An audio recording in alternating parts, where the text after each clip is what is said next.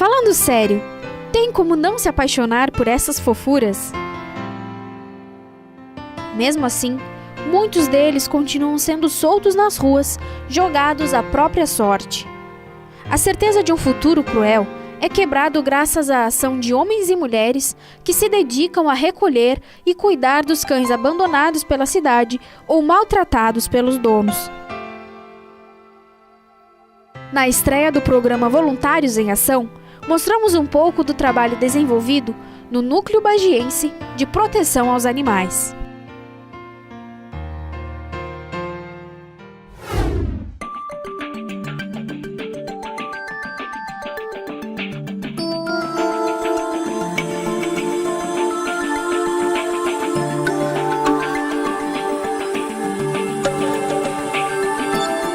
O Núcleo Bagiense de Proteção aos Animais, a história dele começa numa universidade, com voluntários que não concordavam com a forma que eram tratados os animais, e começou o movimento de proteção animal. Dessa primeira formação, que era Eveline Previtali, Tanira, Norton, Lésia, tinha outras pessoas também, que agora não me recordo o nome, se formou o primeiro grupo de proteção animal de Bagé. Aí se formou o Núcleo Bagiense de Proteção aos Animais. Nessa formação, eu fui uma das que veio depois, né? A Luana, a Cleonice, a Patrícia Coradini e outras pessoas que se agregaram, porque nos motivou esse amor que a gente tem pelos animais, para ser a voz deles, porque eles pedem socorro e muitas vezes não tem quem socorra. Com o tempo, o NBPA deixou de ser apenas a voz dos animais de rua. Hoje, ele é uma espécie de hospital, refeitório e, em muitos casos, acaba virando o lar dos animais. Só recolhe, trata, castra e devolve. Vai ficando aqueles que não têm, que são cegos, os que não foram recolhidos de maus tratos, aqueles que tu não tem realmente o como devolver para o local. E a gente está cada vez tentando convencer mais as pessoas da responsabilidade delas sobre os animais, porque esse é um dos nossos maiores problemas. O que acontece? As pessoas, elas pegam um cachorro, ela compra um cachorro, ela adota um cachorro, aí ela esquece que esse animal ele vai durar por muito tempo.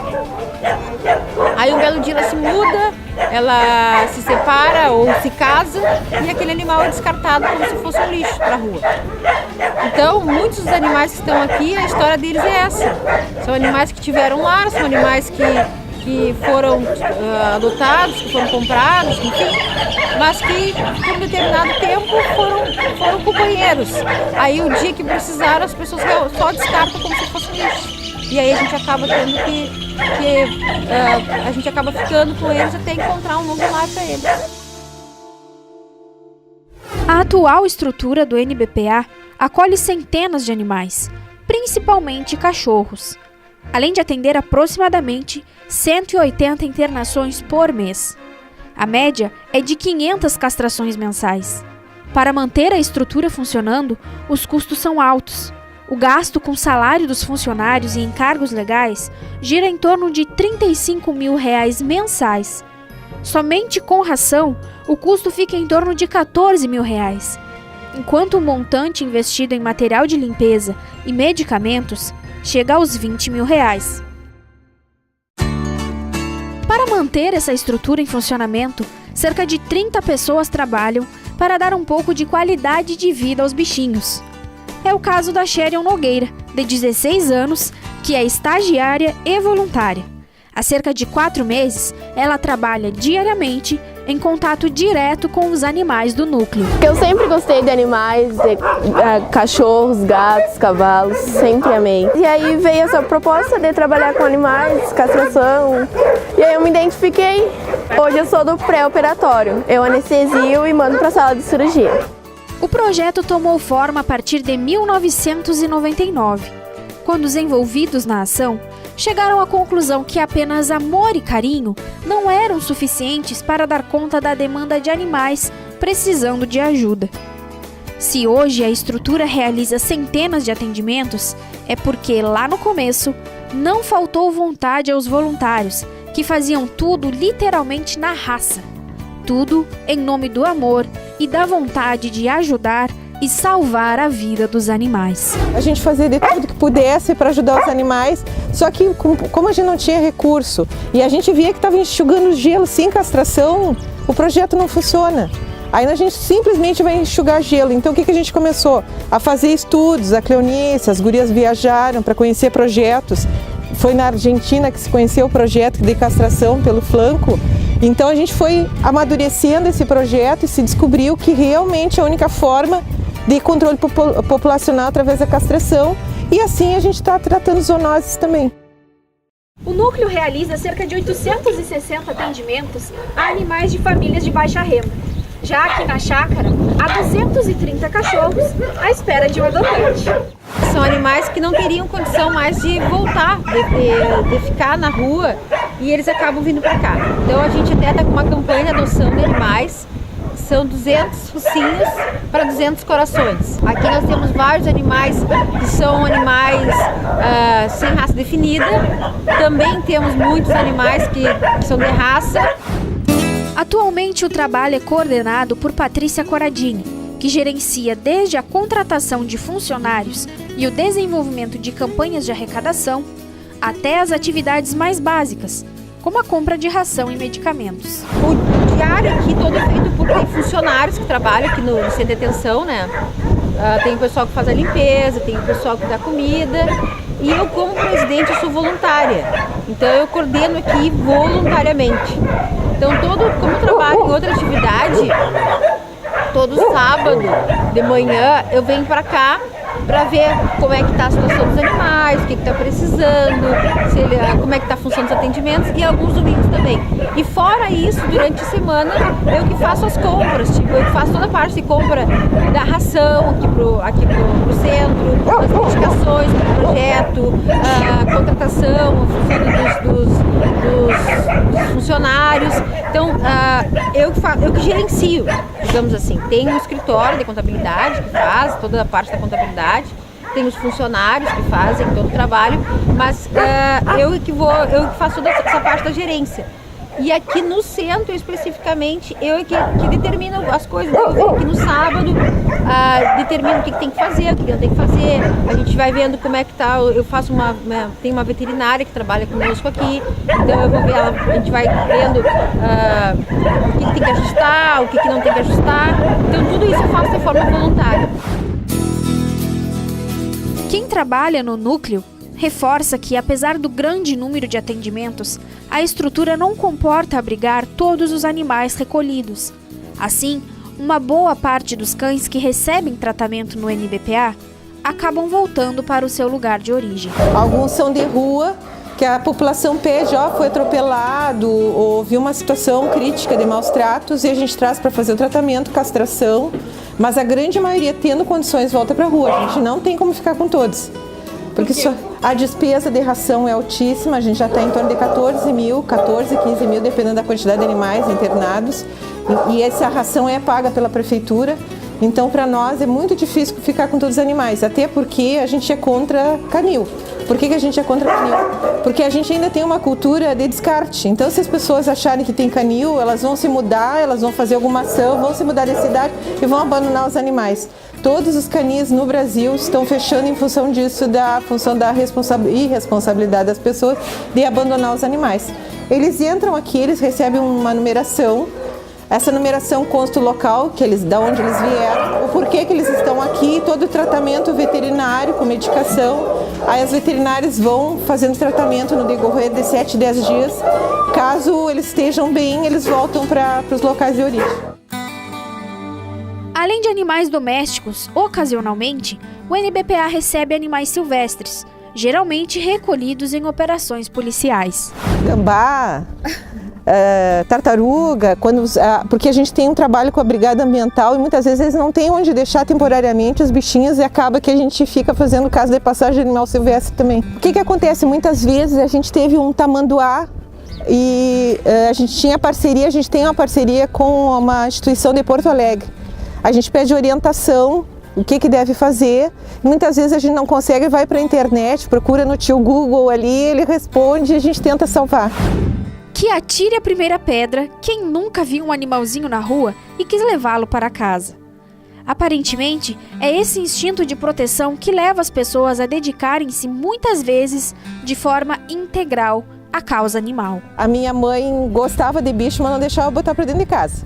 Aí o que eu fazia? Eu enchia a frente da casa de caixa de papelão e recolhia os cachorros da rua. Depois eu fui estudar no Colégio Franciscano, Colégio Espírito Santo. E lá conheci a história de São Francisco de Assis e me apaixonei pela história dele, me identifiquei e segui. Acho que a gente nasce com essa vocação, essa paixão, esse amor, esse olhar diferenciado para os animais. Para a voluntária, por mais irônico que pareça, só existe educação humanitária quando as pessoas tiverem como base o carinho e o respeito pelos animais. Eu gostaria, tanto como vereadora como voluntária, que a educação das crianças começasse de base a respeito. A gente trabalha muito a educação humanitária, que a gente começa trabalhando as crianças a respeitar um ao outro, depois respeitar o meio ambiente, depois respeitar os animais, porque a gente não consegue ensinar para uma criança a respeitar um animal se ela não soubesse respeitar nem respeitar o coleguinha. Então eu acho que eu só vou mudar a consciência das pessoas através da educação. E eu acho que não é só em relação aos animais, é em tudo, em diminuindo violência, porque os animais também é uma consequência de todo o trabalho de violência que acontece na sociedade. Os animais são os primeiros a sofrer. Então as pessoas despejam todas as frustrações nos animais. E não são poucas as histórias comoventes de animais vítimas de violência, abandono e negligência. Muitas vezes, o próprio voluntário acaba por adotar o animal atendido. Eu tenho um cão que eu adotei ele, o Thor. O Thor, eu fui fazer uma fiscalização, porque eu ajudava na fiscalização de maus tratos. E parei um pouco porque aquilo é muito impactante, a gente sofre demais nas fiscalizações. E eu cheguei nessa casa e o Thor estava no fundo do pátio, no meio da sujeira.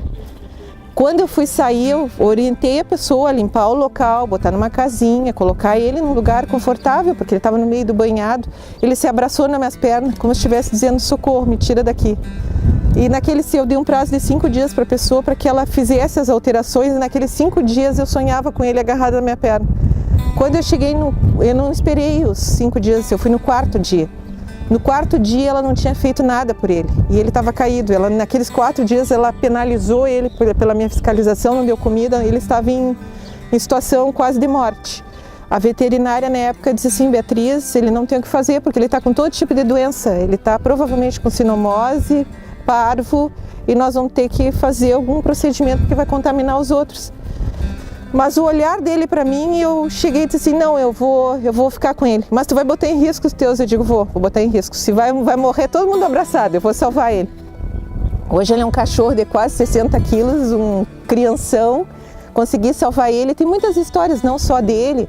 Eu tenho do gatinho que eu tenho, do Minnie Mouse, que eu botei Minnie Mouse de Jesus. Aí todo mundo ri. Por que o Minnie Mouse de Jesus? Porque todos os dias ele era um gatinho, foi jogado na parede por crianças e quebraram todo ele. E ele não se mexia, só mexia a cabeça. Aí a veterinária: Beatriz, ele vai ficar tetraplégico. Eu digo: não, mas vamos dar um conforto para ele, pelo menos uma semana, ele saber que não tem só gente ruim nesse mundo. E no 5º dia, e todos os dias de noite eu rezava e pedia: Jesus, por favor, ajuda o Minnie Mouse, ajuda ele, para ele não ser eutanasiado, porque eu não gostaria de viver presa num corpo. E no 5º dia ele voltou a se mexer. Então hoje ele está um gato maravilhoso, ficou com sequelas da violência que ele sofreu. E tem várias histórias de que a gente passa, assim, ó, se eu fosse descrever todas, eu acho que ia ficar 2 horas falando de história.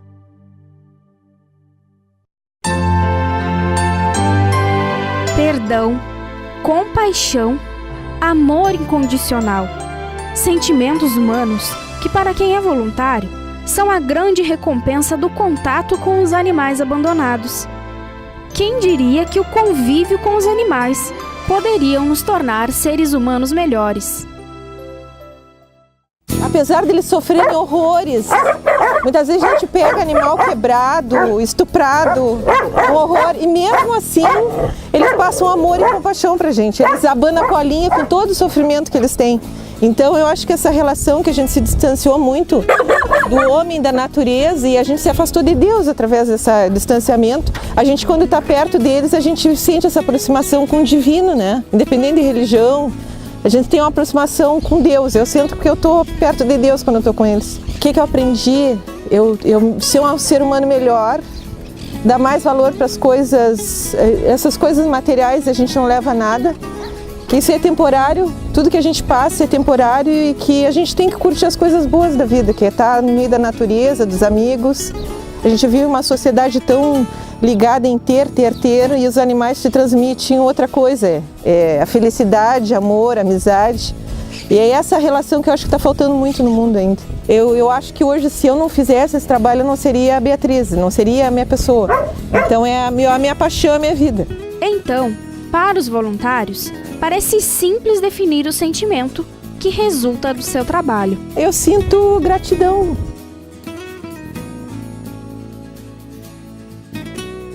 É tão bom ver eles bem assim, né?